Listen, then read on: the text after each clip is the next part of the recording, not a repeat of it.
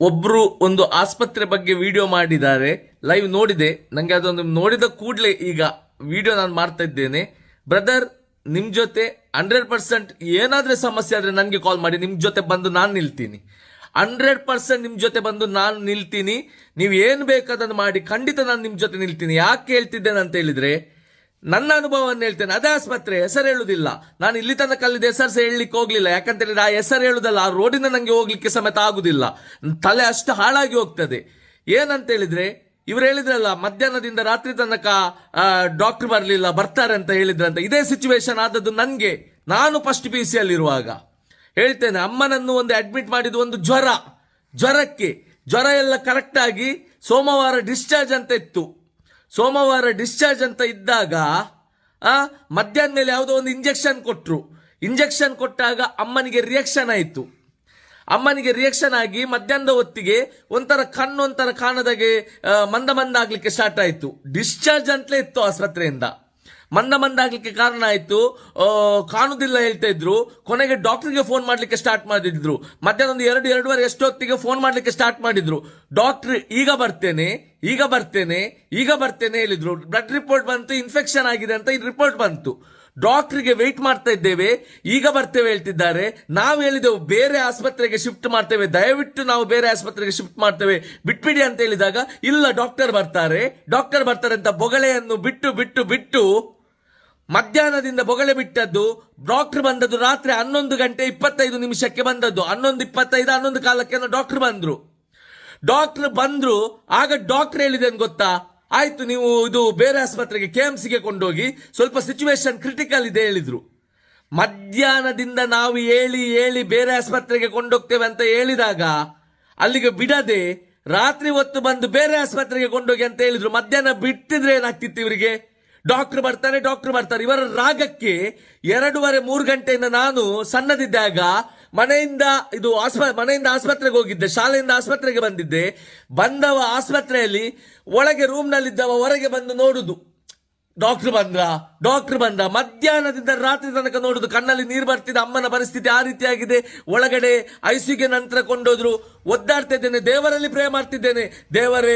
ದೇವರೇ ಅಂತ ನಾವು ಕಟ್ಟಿಲು ದೇವರನ್ನು ಆಗ ಪ್ರಾರ್ಥಿಸಿ ಎಷ್ಟು ಪ್ರಾರ್ಥಿಸಿದೇನಂದ್ರೆ, ದೇವರೇ ಡಾಕ್ಟರ್ ಬರ್ಲಿ. ನಮ್ಮ ಗ್ರಾಚಾರ ಹೇಳ್ತಾರಲ್ಲ, ಸರಿಲ್ಲ ಯಾರೇನು ಮಾಡ್ಲಿಕ್ಕಾಗಲ್ಲ, ಡಾಕ್ಟರ್ ಬರ್ಲಿ ಪ್ರಾರ್ಥಿಸ್ತಾ ಇದ್ದೆ. ಆದ್ರೆ ಡಾಕ್ಟರ್ ಹೊರಟ್ರೆ ಅಲ್ವಾ ಬರುದು? ದೇವರ ಮೇಲೆ ಇದು ಮಾಡಿದೆ, ಆದ್ರೂ ಕೂಡ ಡಾಕ್ಟರ್ ಬರ್ಲಿಲ್ಲ. ಬಂದು 11:25 ಹೇಳಿದಿದೆ ಬೇರೆ ಆಸ್ಪತ್ರೆಗೆ ಶಿಫ್ಟ್ ಮಾಡಿ ಅಂತ. ಬೇರೆ ಆಸ್ಪತ್ರೆಗೆ ಶಿಫ್ಟ್ ಮಾಡಿದ್ವಾ? ಮಂಗಳೂರಿನ ಪ್ರಸಿದ್ಧ ಆಸ್ಪತ್ರೆಗೆ ಹೋದೆವು. ಅಲ್ಲಿ ಹೋಗಿ ಅಮ್ಮನನ್ನು ಕರ್ಕೊಂಡು ಹೋದೆವು. ರಿಪೋರ್ಟ್ ಎಲ್ಲ ನೋಡಿದ್ರು. ಅಲ್ಲಿ ಹೋದಾಗ ಹೇಳಿದ್ರು, ನೀವು ಆಸ್ಪತ್ರೆ ಮೇಲೆ ಕಂಪ್ಲೇಂಟ್ ಮಾಡಿ, ಅವರು ಡೆಡ್ ಬಾಡಿ ಕಳಿಸಿದ್ದಾರೆ ಅಂತ ಹೇಳಿದ್ರು. ಆಕ್ಸಿಜನ್ ಒಂದು ಇದನ್ನು ಇಟ್ಕೊಂಡದ್ದು ಅಲ್ಲಿಂದ ಇಲ್ಲಿಗೆ ಶಿಫ್ಟ್ ಮಾಡಿದ್ರು ಡೆಡ್ ಬಾಡಿ. ನಮ್ಗೆ ಕೊನೆಗೆ ಹೇಳಿದೆ ಅಂತ ಗೊತ್ತಾ, ಡಾಕ್ಟರ್ ಅಲ್ಲಿ ಒಂದು ಅರ್ಧ ಗಂಟೆ ಮೊದಲು ಮಿನಿ ತರ್ತಿದ್ರೆ ಎಂತ ಆದ್ರೆ ಮಾಡಬಹುದಂತ ಹೇಳಿದ್ರು. ಅರ್ಧ ಗಂಟೆ ಮೊದಲು ತರ್ತಿದ್ರೆ ಏನಾದ್ರೆ ಮಾಡಬಹುದಿತ್ತಂತ ಹೇಳಿದ್ರು. ಆದ್ರೆ ನೋಡಿ, ಮಧ್ಯಾಹ್ನದಿಂದ ನಾವು ಕರೆ ಮಾಡಿದ್ದೇವೆ. ಮಧ್ಯಾಹ್ನದಿಂದ ಕರೆ ಮಾಡಿದಾಗ ನಮ್ಗೆ ಶಿಫ್ಟ್ ಮಾಡ್ಲಿಕ್ಕೆ ಬಿಡ್ಲಿಲ್ಲ. ರಾತ್ರಿ 11:00 ಬಂದು ಅವರು ಶಿಫ್ಟ್ ಮಾಡಿದ್ರು. ರಾತ್ರಿ 11:00 ಹೋಗಿ ಹೇಳಿದ್ರು. ಅಲ್ಲಿ ಹೋದಾಗ ಒಂದು ಅರ್ಧ ಗಂಟೆ ಮುಂದೆ ತರ್ತಿದ್ರೆ ಎಂತ ಸಹ ಮಾಡಬಹುದಿತ್ತ ಅಂತ. ರಿಪೋರ್ಟ್ ಅಲ್ಲಿ ಎಂತ ಸಹ ಇಲ್ಲ. ಒಂದು ಇಂಜೆಕ್ಷನ್ ಕೊಟ್ಟ ಮೇಲೆ ಒಂದು ಸಮಸ್ಯೆ ಆದದ್ದು ಬಿಟ್ರೆ ಎಂತ ಪ್ರಾಬ್ಲಮ್ ಇಲ್ಲ. ಒಂದು ಸಣ್ಣ ಜ್ವರ ಬಂದಿದ್ದದು, BP ಸ್ವಲ್ಪ ಕಡಿಮೆ ಆಗಿತ್ತು, ಮತ್ತೆಲ್ಲ ಸರಿಯಾಗಿತ್ತು, ಡಿಸ್ಚಾರ್ಜ್ ಅಂತಲೇ ಇತ್ತು. ಆದ್ರೆ ಕಳ್ಕೊಂಡೆವು. ಈ ಆಸ್ಪತ್ರೆಗಳಲ್ಲಿ ಇಂಥ ರೀತಿಯ ಸಮಸ್ಯೆಗಳಾದಾಗ, ಪಾಪ ಇಂಥ ನೋವುಗಳಾದಾಗ ಮಾತಾಡ್ಲಿಕ್ಕಿಲ್ಲ, ಭಯ.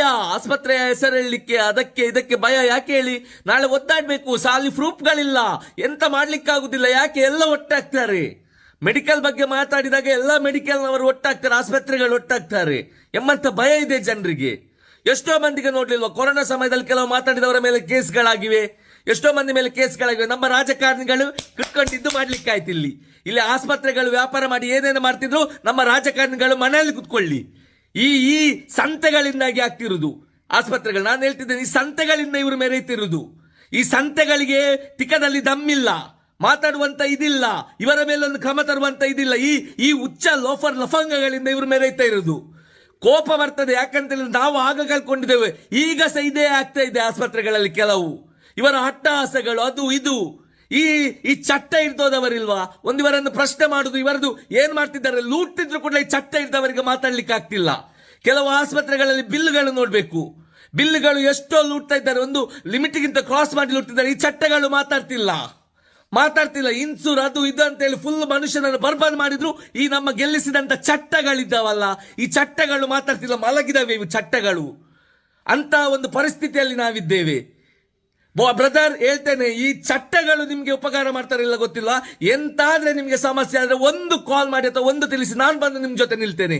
ಈ ಚಟ್ಟಗಳ ಮೇಲೆ ನನ್ಗೂ ನಂಬಿಕೆ ಇಲ್ಲ. ಆಸ್ಪತ್ರೆ ವಿಷಯದಲ್ಲಿ ಈ ಚಟ್ಟಗಳು ನಿಮ್ಗೆ ಹೆಲ್ಪ್ ಮಾಡ್ತಾರೆ. ಈ ಎಲ್ಲ ಯಾರಂತಿಲ್ಲ, ಟೋಟಲ್ ಆಗಿ ರಾಜಕಾರಣಿಗಳು ಯಾರಂತ ಹೇಳಲ್ಲ, ಎಲ್ಲ ರಾಜಕಾರಣಿಗಳು ಆಸ್ಪತ್ರೆ ವಿಷಯ ಬಂದಾಗ ಮಲಗಿರ್ತಾರೆ. ಅದಕ್ಕೋಸ್ಕರ ಹೇಳ್ತಾ ಇದ್ದೇನೆ ಬ್ರದರ್, ನೀವು ಹೇಳಿರುವುದು ಉಳಿದವರು ಏನ್ ಹೇಳ್ತಾರೋ ಗೊತ್ತಿಲ್ಲ, ಬಟ್ ಅದನ್ನು ನಾನು ಅನುಭವಿಸಿ ಕಳ್ಕೊಂಡಿದ್ದೇನೆ ಸಣ್ಣದಿರುವಾಗ. ಆದ ಕಾರಣ ಹೇಳ್ತಿದ್ದೇನೆ ಬ್ರದರ್.